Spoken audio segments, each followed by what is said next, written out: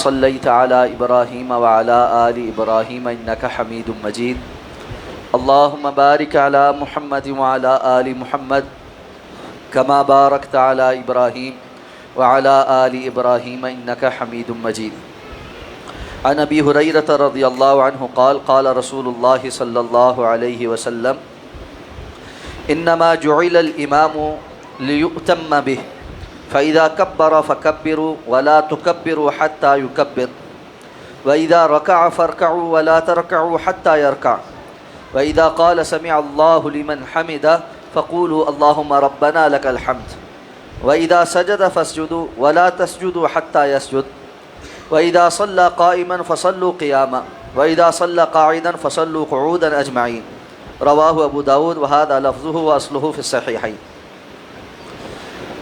حضرت ابو ہریرہ رضی اللہ تعالیٰ عنہ بیان فرماتے ہیں کہ جناب نبی کریم صلی اللہ علیہ وسلم نے ارشاد فرمایا کہ بے شک امام اس لیے مقرر کیا جاتا ہے کہ اس کی اقتداء کی جائے، یعنی اس کے پیچھے پیچھے نماز پڑھی جائے۔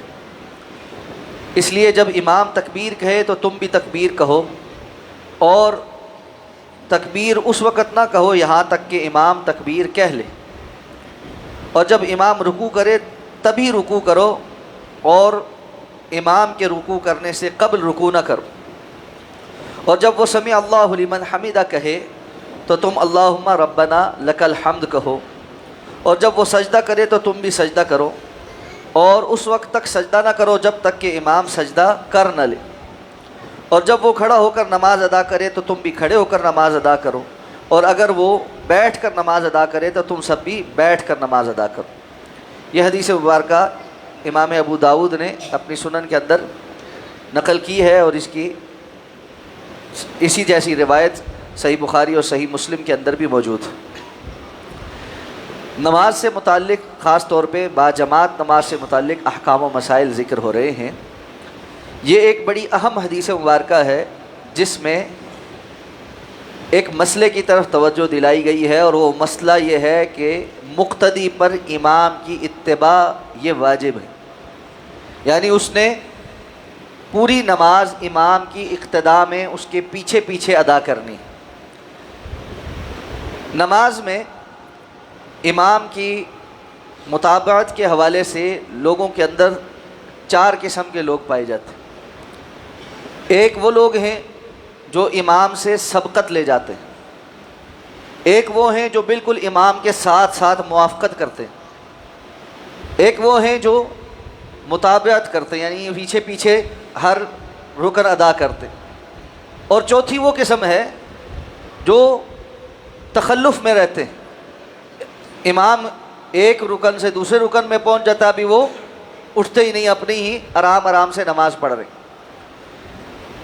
تو ان 4 اقسام میں سے درست معاملہ صرف تیسری قسم کا متابعت والوں کا ہے، باقی تینوں غلطیاں ہیں، اور ان میں سے بعض غلطیاں اتنی سنگین ہیں کہ انسان کی نماز بھی خراب ہو جاتی۔ مثلا سبقت لے جانے میں جو بندہ تکبیر تحریمہ امام سے پہلے کہہ دے، ابھی امام اقامت ہوئی، ابھی امام نے اللہ اکبر نہیں کہا، اس نے انتظار ہی نہیں کیا اور تکبیر تحریمہ کہہ کے اللہ اکبر کہہ کے ہاتھ باندھ کے شروع ہو گئے، کیا اس کی نماز ہو جائے گی؟ علماء اور فقہاء کا اس بات پر اجماع ہے کہ اس بندے کی نماز نہیں ہوگی، کیونکہ اس نے امام سے پہلے نماز شروع کی۔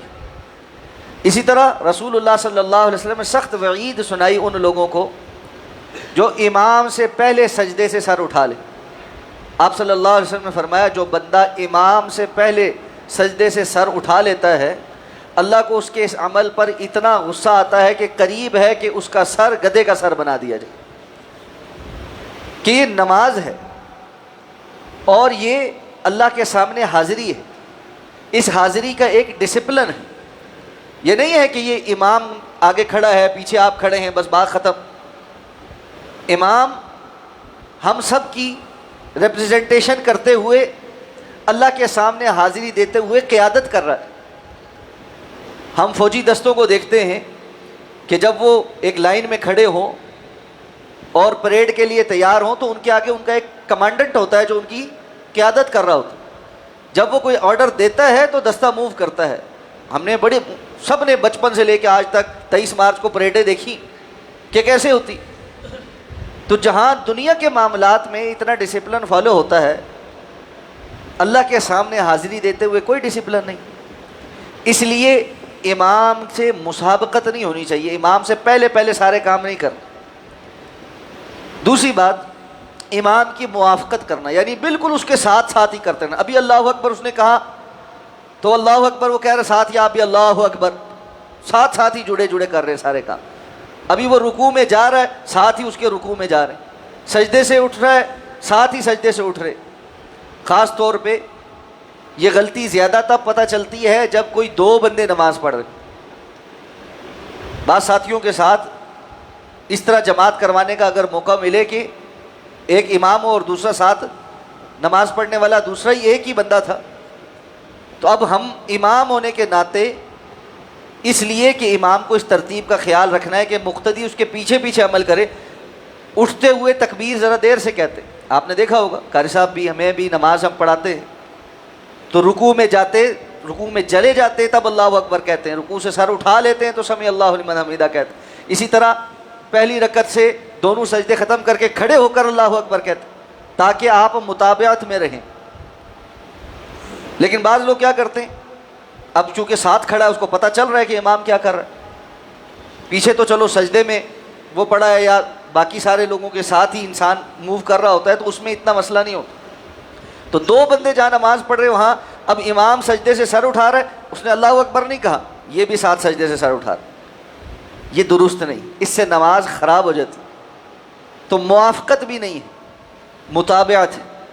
اور پھر چوتھی بات کہ انسان پیچھے ہی رہے، اتنا پیچھے کہ اب میں نے پہلے بھی ایک دفعہ عرض کیا تھا کہ بعض ساتھی تو نماز میں بہت ساری غلطیاں کرتے. ان میں سے ایک غلطی یہ ہوتی ہے سبق اونچی آواز سے پڑھتے اور آرام سے بالکل ہجے کر کے پڑھتے. پیچھے جو ہے نا آواز، آگے مسلے پہ کھڑے ہو کے نا مجھے آواز آ رہی ہوتی ہے کہ اب یہ پیچھے حاجی صاحب شیخ صاحب جو ہے نا وہ ابھی پڑھ رہے ہیں سبق. تو اب ہمیں دوسروں کی نماز کا خیال ہوتا ہے، انتظار کرتے ہیں کہ بھئی اب یہ ہجے پورے کر لے تو پھر اس کے بعد اللہ اکبر کہیں گے ورنہ اس کی نماز خراب ہوگی. تو یہ تخلف ٹھیک نہیں. اسی طرح آپ دیکھتے ہیں ایک بندہ سجدے میں گیا ہے، امام اٹھ گیا ہے، اس نے اللہ اکبر کہہ دیا، اب وہ اپنی تسبیحات کی تعداد پوری کرنے کے لیے وہیں پہ سبحان ربی الاعلیٰ ابھی پوری کر رہا ہے کہ جی میں نے آج سوچا تھا میں 11 مرتبہ پڑھوں گا. یہ ٹھیک نہیں. جب امام نے اللہ اکبر کہہ دیا اس کی مطابعت میں اللہ اکبر کہنا ہے. جس طرح آگے نہیں نکل سکتے تھے اس طرح پیچھے بھی نہیں رہ سکتے. تو مطابعت ہونی چاہیے. اور اسی میں یہ بات بھی ذہن میں رہنی چاہیے جو امام ہے اس کو بھی یہ خیال کرنا ہے کہ وہ اللہ اکبر اور سمع اللہ لمن حمیدہ جو مختلف ارکان ہیں ان میں داخل ہونے کے بعد کہے تاکہ لوگ متابعت میں رہیں. اس کے اللہ اکبر کہنے کی وجہ سے اگر کوئی بندہ جلدی میں اس سے آگے نکل گیا یا موافقت کرے گا تو یہ پھر امام کی غلطی بھی ہے. اور یہ بھی ذہن میں رہنا چاہیے کہ بسا اوقات بعض ائمہ اللہ اکبر یا سمع اللہ لمن حمیدہ تھوڑا کھینچ کر کہتے ہیں، لمبا کر کے کہتے ہیں اللہ اکبر. تو ابھی اللہ اکبر اس نے کہنا شروع کیا تو ادھر سے آپ نے بھی شروع کر دی، تو یہاں پھر غلطی. اللہ اکبر کے ختم ہونے کا انتظار کر، سمع اللہ لمن حمیدہ کے ختم ہونے کا انتظار کر، تو اس سے پھر مطابعت رہے گی. تو آپ صلی اللہ علیہ وسلم نے یہ حدیث میں کیا کہا، انما جعل الامام لیؤتم بہ، امام تو بنایا ہی اس لیے گیا ہے کہ اس کی اتباع کی جائے، اس کی امامت میں نماز ادا کی جائے.